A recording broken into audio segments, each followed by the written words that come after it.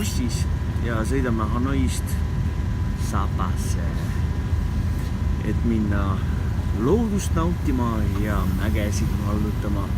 See on selline põnev buss. Mina sõidan esimest korda sellise bussiga, kus saab pikali visata, panna mõnusa kunstnahast padja endale pea alla. Veidikene väsinud.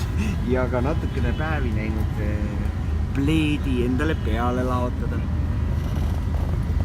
Ma juba kaotsin pleedi ära, nii et... See on alumisel inimesel peas, ma arvan. Näos.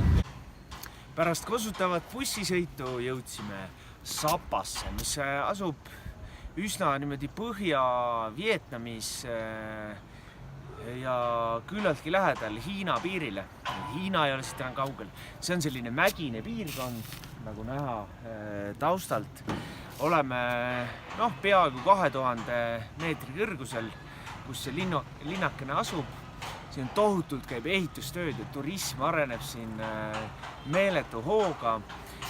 Meie plaan on minna siis Vietnami kõige kõrgema mäe otsa, mis on Phan Xipan ja mis on 3100 täpsemalt öeldes meetrit kõrge. Turism sai veel suurema hoo sisse siis, kui rajati siia mõni aasta tagasi see köisraudtee, ehk siis saab sinna Kondliga sükene valge jäme turist. Nagu me oleme. Saab sõita ilusti üles valge inimese kombe. Oma sumadaniga. Aga hetkel me eksleme siin küla vahel ja otsime oma majutusasutust ja ilmselt leiame ka selle üles värst. Remargiks olgu ikkagi öeldud ka see, et meie plaanime siiski minna tipa-tapa sinna mäkke. Me plaanime, aga kui tõesti ilm läheb kehvaks, sest siin on ilm väga heitlik, siis võimalik, et me lähmegi nagu valged mehed ikka. Aga nende külade vahel me teeme ikkagi ka jalgsi matkasid.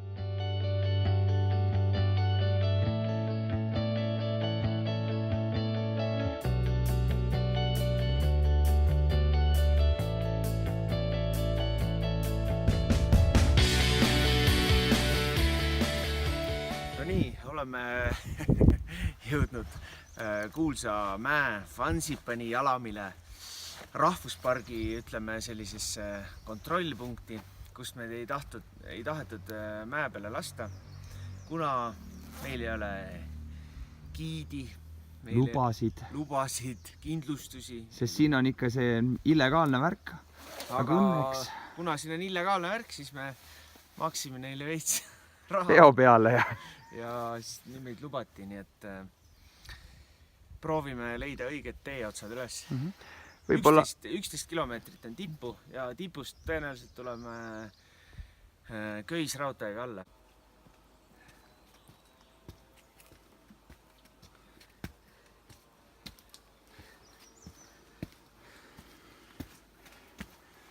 Raske on. Raske. Mees raskema kerega tuleb vähe vaevalisemalt. Pole hullu.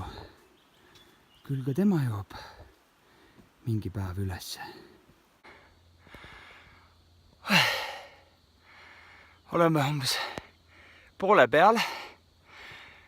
Olen ühe künka kuningas.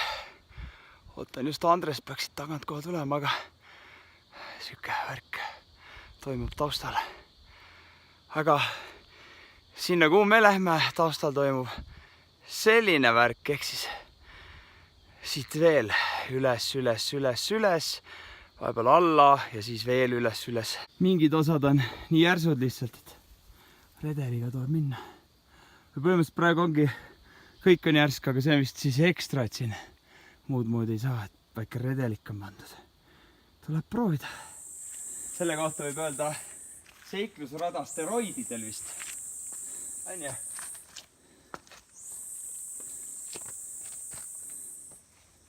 Siit juba mis on hästi. Aha, siin tasub.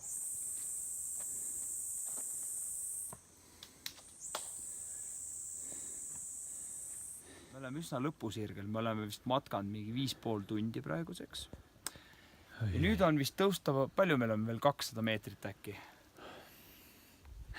Umbes võib-olla isegi vähem juba, et 200 meetrit veel tõusu. Tõus on 200 meetrit, aga minna on kuskil 1,5 kiltsa või 1,5 kilti umbes. Ja siis me oleme tipus, me oleme Indo-Hiina kõige kõrgema mäe tipus.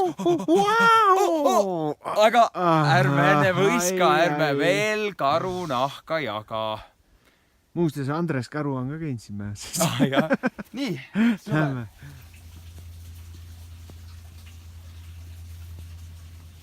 Voolik ju. Said slangi haarata. Viimased tõusud on väga järsud ja ohtlikud. Aga lõpp on tõesti juba lähedal. Me jõudsime lõpuks peale 7 tunnist väga-väga rasket matka siia tippu. Ja mida me näeme? Kõik on tipus. Kõik peal meie on juba rõõsad tipus, sellepärast et nagu me rääkisime paksudest Euroopa kohvrituristidest, nemad tulid muidugi, kuidas sa nimetasid seda? Kõigepealt tulid cable-kaariga ja siis tulid funikulööriga veel natukene. Jah, täpselt. Ja nüüd nad on värsked, rõõmsad, võtavad snäkki, lähevad tagasi ja ütlevad, mul on maailma tipus olnud. Tulime 7 tundi, mis on ülikiire. Tegelikult. Meie kohta. Ja me reaalselt nagu ronisime mööda seinu ja igast, ühesõnaga redeleid asju, meil on foto ja videotõestusi päris palju, aga me oleme siin, me oleme ühe oma plaani teoks teinud, see oli väga raske, aga me tahtsimegi, et see on raske, nii et me oleme väga rahule. Ja me kohtusime siin Jasoni ja Matthewga.